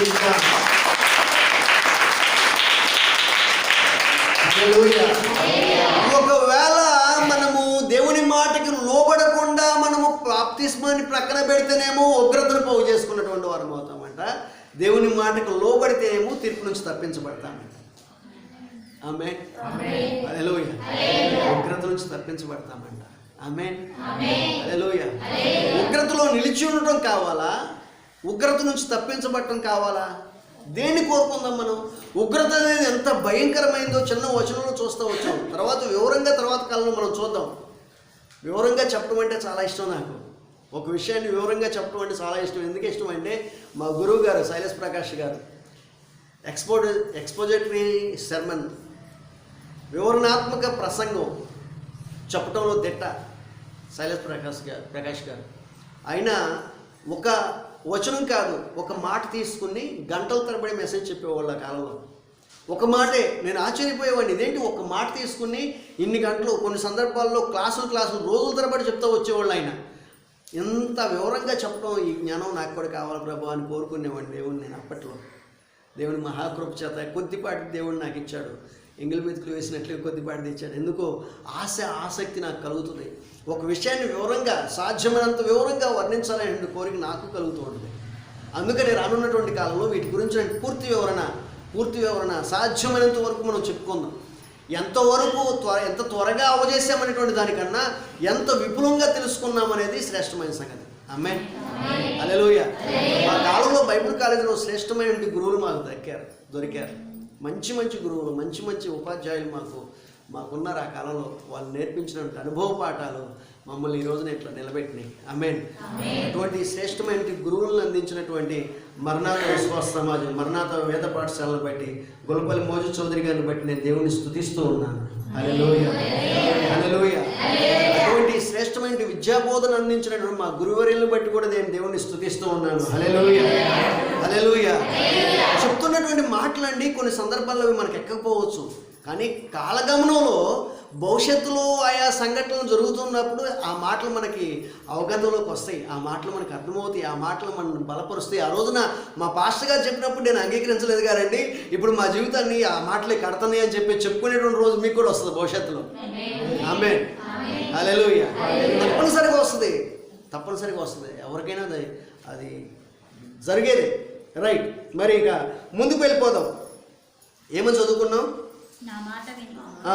ఆయన మాట విని ఆయన మాట యందు విశ్వాసం ఉంచేటువంటి వాడు తీర్పులో నుంచి, మరణంలో నుంచి తప్పించబడి నిత్య జీవంలోనికి వెళ్తాడు. ఆమేన్. తర్వాత ఇంకొక మాట మనం చూద్దాం, మరి ఇంకొక మాట మనం చూద్దాం. ఇర్మియా గ్రంథం 4వ అధ్యాయము 4వ వచనం. ఇర్మియా గ్రంథము 4వ అధ్యాయము 4వ వచనం. అవిధేయులై ఉండుట మానుకుని మీ దుష్టక్రియలను బట్టి ఎవడనూ ఆర్పివేయలేనంతగా నా ఉగ్రత అగ్ని వలె కాల్చకుండునట్లు యోధావారులారా, యెరూషలేము నివాసులారా, యెహోవాకు లోబడి ఉండుడి. మరొకసారి, అవిధేయులై ఉండుట మానుకొని, అవిధేయులై ఉండుట మానుకొని మీ దుష్టక్రియలను బట్టి. వాస్తవానికి ఇవన్నీ వరుస క్రమంలో రాసుకుంటే బాగుండేది, కానీ అక్కడ ఒకటి రాయటం వలన ఒకటి ముందు ఒకటి వెనక్కి వెళ్తుంది. వాటిని మీరే వరుస క్రమంలో పెట్టుకున్న తర్వాత, లేదా మనం వీటిని ఎడిటింగ్ చేసి ఒక వరుస క్రమంలో తీసుకొచ్చే వరకు వెయిట్ చేయండి. రైట్, మరొకసారి చదవండి. అవిధేయులై ఉండుట మానుకొని మీ దుష్టక్రియలను బట్టి ఎవడును ఆర్పివేయలేనంతగా నా ఉగ్రత అగ్ని వలె కాల్చుకుంటున్నట్లు, నా ఉగ్రత అగ్ని వలె కాల్చకుండా ఉన్నట్లు. ఇంతకుముందు మనం చదువుకున్నాం, ప్రకటన గ్రంథం 6వ అధ్యాయంలో చూస్తూ వచ్చాం కదా, ఆయన ఉగ్రత ఎట్లా ఉంటుంది. పర్వతాల దగ్గరికి వెళ్ళి అయ్యా మమ్మల్ని మాటుగా ఉంచండి అయ్యా, ఆ ఉగ్రత నుంచి తప్పించమని చెప్పేసి వేడుకునేటువంటి పరిస్థితి. ఆ ఉగ్రత ఎట్లా ఉంటుందని చెప్పేసి అన్నాడంటే ఇక్కడ కూడా దేవుడు చెప్తున్నాడు మాట, నా ఉగ్రత అగ్ని వలె కాల్చకుండునట్లుగా యోధావారులారా, మీరందరూ చేయాల్సింది ఏంటి తెలుసా? యోధావారులారా అని ఆ కాలంలో ఉన్నటువంటి పాత నిబంధన కాలంలో నుండి ఇశ్రాయేల్ జనాంగంతో దేవుడు మాట్లాడితే, ఈ రోజున దేవుని ప్రజలైనటువంటి నూతన ఇశ్రాయేలు జనాంగమైనటువంటి దేవుని ప్రజలైనటువంటి మనతో దేవుడు మాట్లాడుతూ ఉన్నాడు. ఆమేన్, హల్లెలూయా. ఏమని మాట్లాడుతున్నారంటే, యెహోవాకు లోబడి ఉండండి. ఆమేన్. ఈ ప్రక్కవాళ్ళకి చెప్పండి, యేసయ్యకు లోబడండి అని. యేసయ్యకు లోబడండి, దేవుడి మాటకు లోబడండి, దేవుడి మాటకు విధేయత చూపించండి, దేవుడు చెప్పిన మాట ప్రకారం బ్రతకండి, ప్రభు నామములో బాప్తిస్మం పొందండి, దేవుని ఉగ్రత నుంచి తప్పించబడండి, దేవుని రాజ్యములో సుఖ సంతోషాలతో జీవించండి. ఆమేన్, ఆమేన్. ఇక్కడ చెప్తున్నాడు కదా, యెహోవాకు లోబడి ఉండండి. ఆమేన్, ఆమేన్, ఆమేన్. ఇంకో మాట చెప్తున్నాడు, అవిధేయులై ఉండుట మానుకోనండి. వ్యతిరేకించడం, విమర్శించడం, తృణీకరించడం, తోలనాడటం, పదే పదే ఇట్లాగే చెప్తాడు అని చెప్పేసి ఆ మాటలు లైట్ తీసుకోవటం, ఇవన్నీ అవిధేయతకు సూచన. ఇవన్నీ అవిధేయతకు సూచన. అవిధేయులు ఉండటం మానుకొని మీ దుష్టక్రియలను బట్టి, మీరు చేస్తున్నటువంటి చెడు కార్యాలను బట్టి, చెడు ఆలోచనలు బట్టి, చెడు నడవడికను బట్టి, ఈ జీవితాన్ని బట్టి ఎవడూ కూడా ఆర్పివేయటానికి వీలైనటువంటి భయంకరమైనటువంటి ఉగ్రత మీ ముందు రాబడుతుంది. కనుక ఆ స్థితిలోనికి వెళ్లకుండా ఉండాలంటే ఇప్పుడే మార్పు పొందండి. ఆమేన్, ఇప్పుడే లోబడండి. ఆమేన్, ఆమేన్. ఇంకొక మాట మనం చూసినట్లయితే, మరొక మాటని మనం చూసినట్లయితే, రోమా పత్రిక 5వ అధ్యాయము 9వ వచనం బి, 2వ భాగం. రోమా పత్రిక 5వ అధ్యాయం 9వ వచనంలో 2వ భాగం. మరింత నిశ్చయముగా ఆయన ద్వారా ఉగ్రత నుండి రక్షింపబడుదుము. ఎవరైతే 5వ వచనం 5వ అధ్యాయం 9వ వచనం మొదటి భాగంలో కొద్దిగా చదవండి.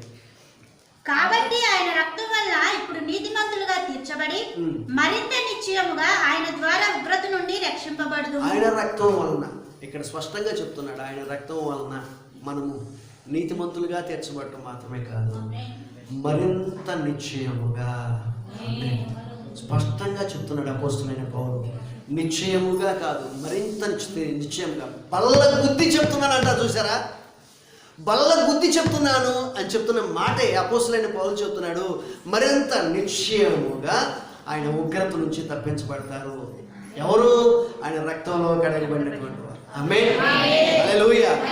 వారు మనసు పాపక్షమాపణ నిమిత్తం బాప్తిస్మము తీసుకున్నటువంటి వారు తప్పనిసరిగా బల్ల గుద్ది చెప్తున్నాను నేను, ఈ ఉగ్రత నుంచి తప్పించబడతారు. చప్పట్లు కొట్టి దేవుని స్తుతిద్దాం. పాస్టర్ గారు అట్లాగే చెప్తారనుకుంటున్నారేమో. పాస్టర్ గారుగా చెప్పేది బైబిల్ గ్రంథం చెప్తూ ఉంది. నరకానికి తప్పనిసరిగా వెళ్తారండి. ఎవడు చేసిన కర్మ వాడే అనుభవిస్తారు పాస్టర్ గారు అని చెప్పేసి మీరు అంటారేమో. నిజమే, ఎవడు చేసిన కర్మ ఫలాన్ని వాడు అనుభవించాలి. కానీ మనము చేసిన కర్మ ఫలాన్ని అనుభవించినటువంటి వాడు ప్రభు అయినటువంటి యేసుక్రీస్తు. హల్లెలూయా. యేసుక్రీస్తు వారు తన్ను తాను రక్షించుకోలేటువంటి వాడుగా కనిపించబడటానికి కారణం ఏంటంటే, చాలా మంది అడుగుతారు, ఏంటయ్యా పదే యేసుక్రీస్తు యేసుక్రీస్తు అని చెప్తారు. తను తను కాపాడుకోలేనటువంటి వాడు, కొడుతుంటే ఒంటిని అక్కడ అప్పగించినటువంటి వాడు, చచ్చినటువంటి వాడు, చావు దెబ్బలు తిని చచ్చినటువంటి వాడు, తను కాపాడుకోలేనటువంటి వాడు మన కాపాడుతాడా, మమ్మల్ని కాపాడుతాడా అని విమర్శిస్తూ తృణీకరించేటువంటి వారు ఉన్నారు చూసారు సమాజంలో. ఆయన తను తాను కాపాడుకోలేనటువంటి వాడుగా ఆ రోజు అవటానికి కారణం, ఈ రోజున తను తాను కాపాడుకోలేనటువంటి అసమర్థులని అనేక మంది చేత అనిపించుకోవడానికి కారణం ఏంటంటే, నిన్ను నన్ను రక్షించడం కొరకే.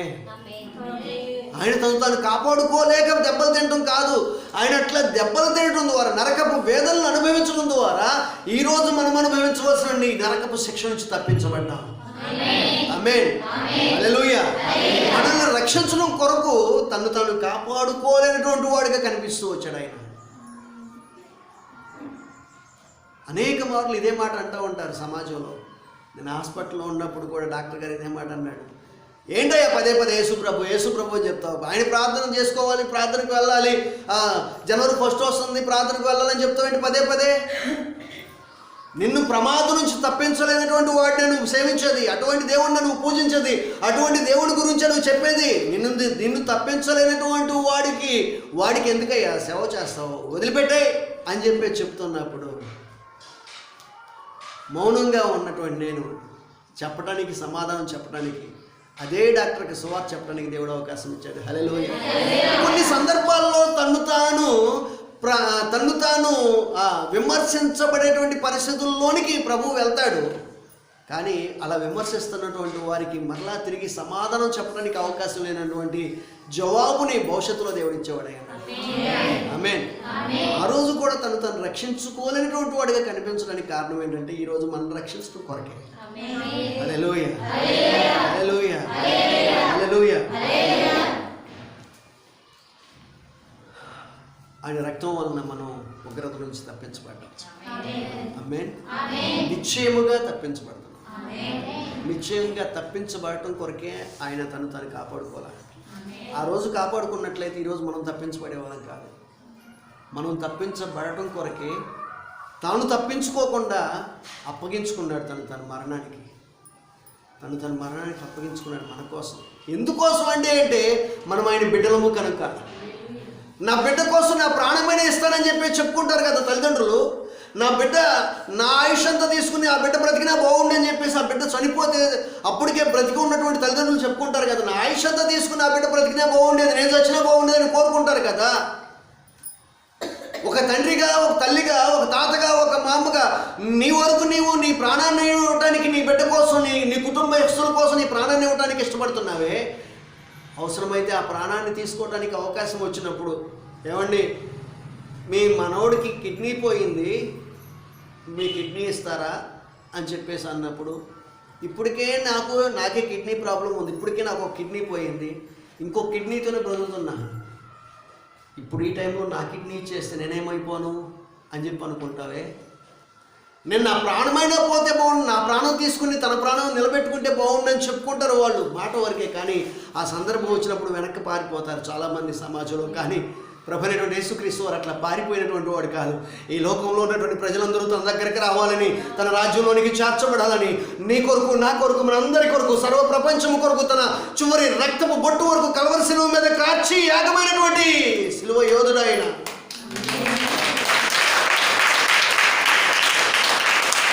ఆయన కాచిన బలియాగం వల్ల ఈ రోజున మానవాళికి విడుదల ఉంది. ఆమేన్. హల్లెలూయా. హల్లెలూయా. ఆ రక్తము ద్వారా మనం నీతిమంతులుగా మార్చబడుతున్నామంట. ఆ రక్తము ద్వారా మనం దేవుని యొక్క ఉగ్రత నుంచి, నరకము నుంచి తప్పించుకోగలుగుతున్నామంట. హల్లెలూయా. హల్లెలూయా. హల్లెలూయా. బాప్తిసం తీసుకునేవాడికి కలిగేటువంటి మేలు అండి అవి. బాప్తిసం సింపుల్గా లెక్కేస్తున్నారా? ఊరిని నెలలో ముంచి లేపుతారు పాస్టర్ గారు. అక్కడికి వెళ్తే నెలలో ముంచి లేపేటువంటి క్రమమేగా ఊరిని మునిగొచ్చేద్దామని చెప్పి అనుకుంటున్నామేమో. ఊరికే మునిగొచ్చేటువంటి కార్యక్రమం కాదు ఇది. ఆమేన్. సాతాను గాడిని ఆ నెలలో అట్లాగే ముంచేసి నువ్వు అట్లాగే ఉండరా అని చెప్పేసి వాడిని తొక్కేసి మనం పైకి లేసే క్రమం అది. హల్లెలూయా. అప్పటి వరకు వాడి చేతిలో బానిసగా ఉన్నటువంటి బ్రతుకుని అక్కడే జల సమాధి చేసి ఇక నుంచి క్రీస్తులో సజీవమైనటువంటి వారముగా, నూతనమైనటువంటి జన్మ పొందినటువంటి వారమై, నూతన శిశువులు పోలి నడుచుకునేటువంటి వారంగా మార్పు పొందే ప్రక్రియ. ఆమేన్. హల్లెలూయా. నెక్స్ట్ మరొక వాక్య భాగంలోకి మనం వెళ్ళినట్లయితే చాలా ఉన్నాయి చెప్పుకునేవి. జెఫన్యా గ్రంథము 2వ అధ్యాయము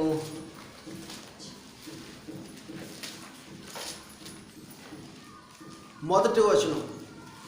ఆ మాట చదవడానికి ముందుగా ఒక క్వశ్చన్ మిమ్మల్ని అడగాలి. 2020వ సంవత్సరం చాలా భారంతో నడిచింది పాస్టర్ గారు. చాలా ఎప్పుడైపోద్దా ఈ సంవత్సరం, ఎప్పుడైపోద్దా అని ఎదురు చూసామన్నటువంటి వాళ్ళు ఎవరైనా ఉన్నారా?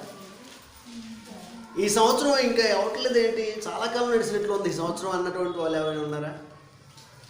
అప్పుడే అయిపోయిందా ఈ సంవత్సరం అన్నటువంటి వాళ్ళు ఎవరైనా ఉన్నారా? పోనీ ఎంతమంది ఉన్నారు? అందరూ అదే మాట చెప్తారు, అప్పుడే అయిపోయింది ఈ సంవత్సరం. అరే అలా వచ్చింది మొన్నేగా సంవత్సరం ప్రారంభం. డిసెంబర్ 25 చేసుకున్నాం, జనవరి 1 పండుగ చేసుకున్నాం. అప్పుడే డిసెంబర్ 25 వచ్చేస్తుంది, అప్పుడే త్వరగా అయిపోయింది అని చెప్పేసి అనుకుంటున్నారా? మనం అనుకున్నటువంటి ఈ మాట ఇప్పుడు అనుకుంటున్నాం, త్వరగా సంవత్సరాలు అయిపోతుంది, కాలం అయిపోతుందని. కానీ పరిశుద్ధమైనటువంటి బైబిల్ గ్రంథం ఎప్పుడో రాసింది ఈ సంగతులన్నీ. చప్పట్లు కూడా దేవుని స్తుతిద్దాం.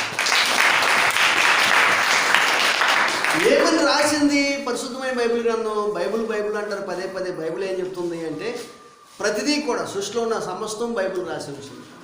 జరుగుతున్నవి, జరగబోయాయి, జరిగిపోయినాయి అన్నీ కూడా బైబిల్లో నిక్షిప్తము చేయబడింది. ఈ సృష్టి యావత్తు నడిపించబడే క్రమం, ఈ సృష్టిలో ఉన్నటువంటి దాగిఉన్న సిరి సంపదలు, కనుగొనబడేటువంటి పరికరాలు, కనుగొనవలసినటువంటి విషయాలు అన్నీ కూడా బైబిల్లో నిక్షిప్తం చేయబడినవి. ఆమేన్. ఏమి రాశాడయ్యా బైబిల్లో అని చెప్పి చూస్తే జెఫన్యా గ్రంథము 2వ అధ్యాయం 1వ వచనం. సిగ్గుమాలిన జనులారా కూడి రండి, పొట్టు గాలికి ఎగురునట్లు సమయము గతించుచున్నది. చాలండి. ఆ మాట నేను అన్నగాని, మొదటి మాట చదివినట్టు మాట నేను అన్నగాని, ఈ మాట పాస్టర్ గారు అంటే పాస్టర్ గారు తిడతారా? దేవుడే అంటున్నాడు ఇక్కడ. ఆ మాట నేను అంటలా. ఓకే, దాన్ని అక్కడ ప్రక్కన పెట్టేసేయండి. మనకు కావాల్సిన అంశం పొట్టు గాలికి ఎగిరినట్లుగా. పొట్టు గాలికి ఎప్పుడు ఎగురుతుందో తెలుసా? ముందుగానే ఈ పొట్టేలికి ఎగిరిద్దని ఎవరికైనా తెలుసా? ఒకేసారి మనం మామూలుగా తూర్పార పెడతా ఉంటాం, కళ్ళలో, ఒడ్లో లేకపోతే మినువులో తూర్పార పెట్టి అక్కడ పొట్టు పోసి ఉంటుంది. ఈలోపు ఒకేసారి సుడిగాలి వస్తుంది అయితే కనిపిస్తుంది దూరం నుంచి. కానీ ఒకేసారి గాలి వచ్చి కొడుతుంది, పొట్టు ఎగిరిపోద్ది. పొట్టు ఎగరడానికి సంవత్సరాలు పడుతుందా? ఎప్పుడు ఎగురుతుందా పొట్టు అని మనం ఎదురు చూస్తామా? అలా గాలి వస్తుందంటే ఆటోమేటిక్గా పొట్టు ఎగిరిపోతుంది. పొట్టు ఎగిరిపోయినంత ఈజీగా సంవత్సరాలు గతించిపోతున్నాయి అని చెప్తున్నాడు బైబిల్. పొట్టు గాలికి ఎగిరినట్లుగా సమయము గతించుచున్నది. 2020వ సంవత్సరం కూడా అట్లాగే అయిపోయింది. పొట్టు గాలికి ఎగిరినట్లుగా అయిపోయింది 2020 సంవత్సరం. ఒక సంవత్సరం అప్పుడే నా జీవితంలో అయిపోయిందా? అప్పుడే అయిపోయింది 2020 సంవత్సరం. 21లోకి వెళ్తున్నామా అన్నట్లుగా ఉంది. ఓకే, దాని గురించి వర్ణన తర్వాత. 2వ వచనం. విధి నిర్ణయము కాకమునిపే యెహోవా కోపాగ్ని మీ మీదకి రాకమునిపే, మిమ్మల్ని శిక్షించుటకై యెహోవా ఉగ్రత దినము రాకమునిపే కూడిరండి. ఎప్పుడు రావాలంట? విధి నిర్ణయము కాకమునిపే యెహోవా కోపాగ్ని మీ మీదకి రాకమునిపే, యెహోవా కోపాగ్ని మీ మీదకి రాకుండా ఉన్నప్పుడే మిమ్మల్ని శిక్షించుటకై యెహోవా ఉగ్రత దినము. ఓ దేవుణ్ణి నమ్మి దేవుని సన్నిధిలో నమ్మకంగా జీవిస్తున్నటువంటి భక్తులారా,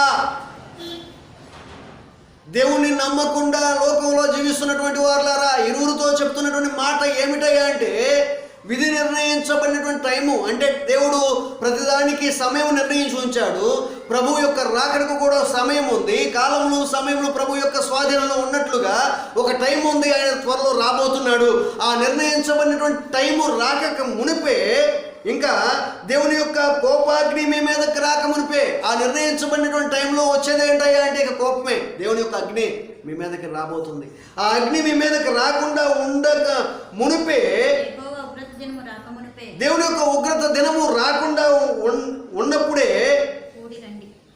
మిమ్మల్ని శిక్షించడానికి, దేవుని యొక్క ఉగ్రత దినం మీ మీదకి రాకుండా ఉండక మునిపే మీరు ఏం చేయాలి చెప్పండి. బాధ ఉందా? చలిపడుతుందా? చెమట పడుతుందా? మాట్లాడట్లేదు నోట్లో నుంచి.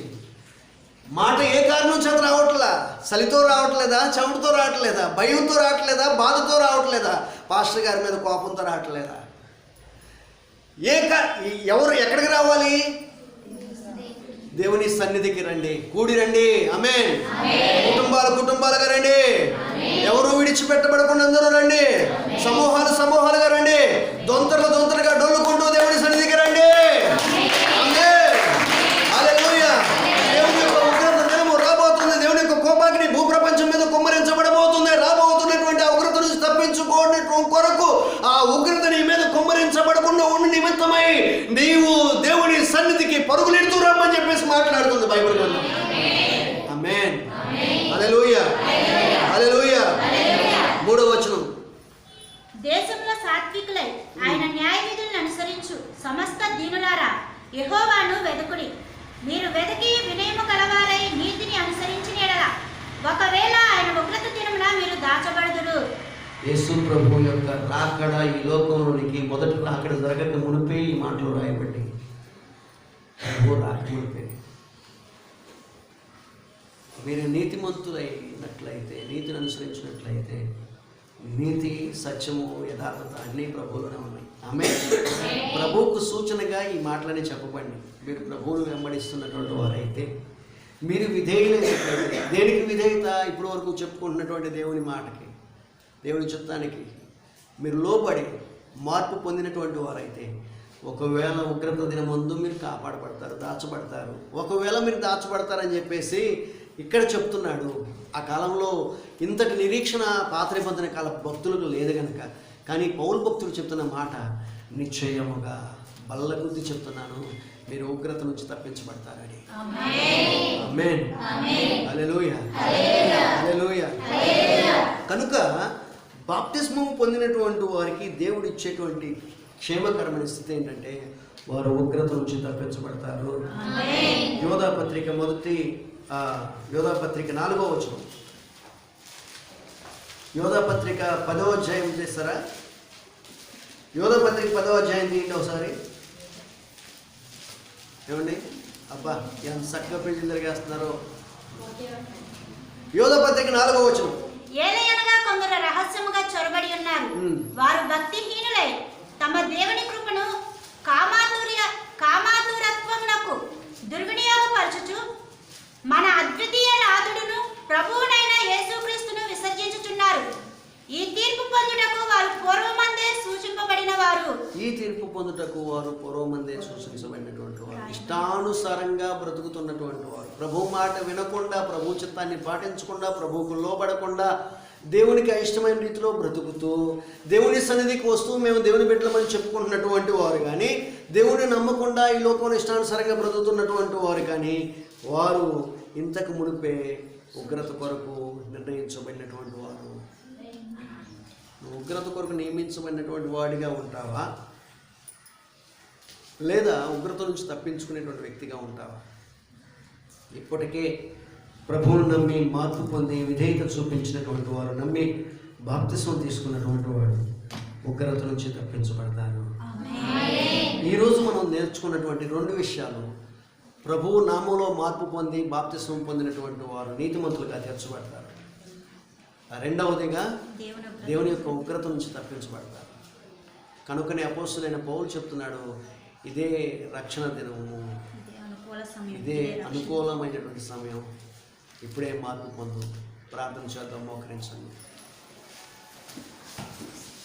ఉగ్రత దినము రాకమునిపే దేవుని యొక్క తీక్షణమైన అగ్ని భూప్రపంచాన్ని కొమ్మరించక మునిపే, ఈ లోకములో నీ జీవితాన్ని ముగించక మునిపే, ఈ లోకయాత్రను విడిచి నువ్వు ఎక్కడికి వెళ్తావో నీకు తెలియనటువంటి లోకానికి వెళ్ళక మునిపే నీ జీవితాన్ని ప్రభువుకి సమర్పించు. నిన్ను నువ్వు ప్రభువుకు అప్పగించుకో. మార్పు పొందు. దేవునికి లోబడు. దేవునికి విధేయత చూపించు. దేవుని మాట విను. దేవుని సన్నిధికి పరిగెత్తుకుని రా. దేవుని సన్నిధికి వచ్చి దేవుని సన్నిధిలో నీ మార్పు పొందినటువంటి జీవితానికి నీ పాపపు క్షమాపణ పొందుకుంటూ పాప క్షమాపణ నిమిత్తం బాప్తిస్మము తీసుకొనమని దేవుని యొక్క లేఖనములు తెలియపరుస్తూ ఉండగా ఇప్పుడే మార్పు పొందు ప్రియమైనటువంటి దేవుని బిడ్డ. ఇప్పుడే మారు మనసు పొందు. ఇప్పుడే పాపముల నిమిత్తం ఆక్రందన చేయి. ప్రభువా నేను పాపిని, ప్రభువా నా పాపమును క్షమించు నాయనని దేవుని సన్నిధిలో ఆక్రందన చేయి. నీ పాపముల నిమిత్తం నువ్వు విజ్ఞాపన చేసినట్లయితే, పాపములు ఒప్పుకున్నట్లయితే క్షమించబడతావు. రండి, మీ పాపములు రక్తం వలె ఎర్రనివైనప్పటికీ హిమములాగా తెల్లగా మారుస్తానని దేవుడు మాట్లాడుతున్నాడు.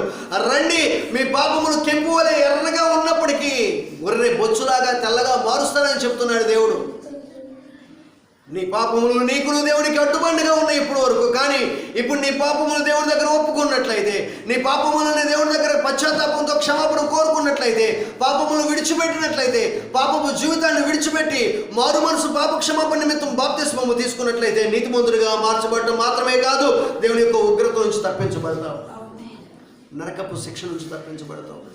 ఆ నరకములోనికి నువ్వు వెళ్ళక మునిపోయి. ఆ నరకం ఎట్లా ఉంటుంది అంటే అగ్ని ఆరదంట, పురుగు చావదంట, ఎల్లప్పుడూ యుగ యుగాలు మండుతూనే ఉంటుందంట. ఒక రోజు 2 రోజులు కాదు, ఎల్లప్పుడూ మండుతూనే ఉంటుందంట. ఆ మండుచూ ఉన్నటువంటి అగ్నిగంధకములలో మండుతున్నటువంటి ఆ వేదనకరమైన బాధలో నీ యొక్క శరీరము పురుగు చావదన్నట్లుగా నిత్యము మండుతూనే ఉంటుంది. ఆత్మ కాలుతూనే ఉంటుంది. బాధ వర్ణాతీతం. అక్కడ కాపాడేవాడు ఎవడో ఉండడు. మొర్ర పెట్టినప్పటికీ వినేటువంటి వాడు ఎవరు ఉండరు. ఇప్పుడు నువ్వు మొర్ర పెడితే వినేటువంటి నాదుడు పరలోకపు ప్రభు నీతో ఉన్నాడు. వినేటువంటి ప్రభువు నీ వద్ద ఉన్నాడు. వినేటువంటి ప్రభు మన మధ్యలో ఉన్నాడు. ఇప్పుడు నువ్వు మొర్ర పెడితే నీ పాపాలకు క్షమాపణ ఉంది. అక్కడ నువ్వు మొర్ర పెడితే నేను బ్రతికించేవాడు, కాపాడేవాడు ఎవడో ఉన్నాడు. ఎవరి బాధ నిమిత్తం వారు మొర్ర పెట్టుకునేటువంటి వారుగానే ఉంటాడు. అక్కడ తప్పించేవారు ఎవరు ఉంటారండి? తప్పించేవాడు ఇక్కడే ఉన్నాడు. ఇప్పుడే ఉన్నాడు. ఇప్పుడే నీ పాపాల నిమిత్తం దేవుడి దగ్గర విజ్ఞాపన చేయి. నేనేం తప్పు చేశానని నువ్వు అనుకుంటున్నావేమో. మనం మాట్లాడేటువంటి అబద్ధాలు ఎన్ని, మనం చేసేటువంటి మోసపు ఆలోచనలు ఎన్ని, ద్రోహపు ఆలోచనలు ఎన్ని, మనకి కాంగాన్ని ఆశించేటువంటి విషయాలు ఎన్ని, ఎదుటివాడికి హాని చేయాలని ఆలోచించేటువంటి విషయాలు ఎన్ని, ఎదుటివాడికి నష్టం కలిగించాలనే ఆలోచనలు ఎన్ని. ఇవన్నీ తప్పు కాదా? మనం చేస్తున్నటువంటి దాన ధర్మాలు, మంచి క్రియలు, అనేకమైనటువంటి మంచి కార్యక్రమాలు మనం చేస్తున్నటువంటి పాపాలను కప్పిపెడతాయి అనుకుంటున్నావా? మనం చేస్తున్నటువంటి మంచి పనులు దేవుని దృష్టిలో మురికి కొట్టాలని బైబిల్ చెప్తా ఉంది. ఎన్ని మంచి పనులు చేసినప్పటికీ ఆ తేరినటువంటి మరకలాగా, తెల్లని వస్త్రం మీద మచ్చని కనిపించేటువంటి మరకలాగా మన యొక్క పాపము దేవుని సన్నిధిలో కనిపిస్తూనే ఉంటుంది. కనుక మనం మంచి పనులు చేయటం కాదు కావాల్సిన, ముందు మంచి మనస్సు కలిగినటువంటి వారమై దేవుని దగ్గరకు వచ్చి పాప పశ్చాత్తాపంతో ప్రార్థన చేయటం మనకు కావాలి. పశ్చాత్తాపంతో ప్రభువు నేను పాపినే, నన్ను క్షమించమని విజ్ఞాపన చేయటం కావాలి. ప్రభువు పాదాలు పట్టుకుని బ్రతులాడటం కావాలి. ఈరోజు బ్రతులాడతావా? ప్రభువుని కోరుకుంటావా రక్షించమని? నిత్య జీవానికి వారసుడిగా మారటం కొరకు నిన్ను నువ్వు అప్పగించుకుని ప్రార్థన చేస్తావా? ఎంతకాలం ఆలస్యం చేస్తావు? ఒకవేళ ఆ ప్రభువు రాకని ఇప్పుడే వస్తే నీ గతి ఏమవుతుంది? లేదా మన పోకడి ఇప్పుడే సంభవిస్తే ఏమవుతుంది? ఆలోచించి ఆలస్యం చేయవద్దు, ఆలోచించవద్దు. మారు మనసు పొందు. మారు మనసు పాపక్షమాపణ నిమిత్తం బాప్తిస్మం తీసుకో. దేవుని రాజ్యానికి హక్కుదారుడుగా అలా సమర్పించుకుంటూ మిమ్మల్ని మీరు ఎవరైనా దేవునికి అప్పగించుకుంటూ ప్రార్థన చేసేటువంటి వారు ఎవరైనా ఉంటే ఒకరు ప్రార్థన చేయండి. ఎంతమంది మిమ్మల్ని సమర్పించుకుంటున్నారని నేను అడగట్లేదు. ఇది వ్యక్తిగతంగా మీ జీవితంలో జరిగేటువంటి కార్యము. వ్యక్తిగతంగా మిమ్మల్ని మీరు సమర్పించుకోండి. ఇక్కడ చేతులు ఎత్తేటువంటి వారుగా ఉండి ఇంటికి వెళ్ళిన తర్వాత మీ చేతులు ముడుచుకునేటువంటి వారికి ఉంటే ఉపయోగం లేదు. కనుక నేను చేతులు ఎత్తే ప్రక్రియ చేయట్లేదు. కానీ మిమ్మల్ని మీరు హృదయపూర్వకంగా ప్రభువుకు సమర్పించుకోనండి. నిత్య జీవానికి అప్పగించుకుంటూ దేవుని సన్నిధిలో ప్రార్థన చేయండి. ఎవరైనా ఒకరు ప్రార్థన చేయండి.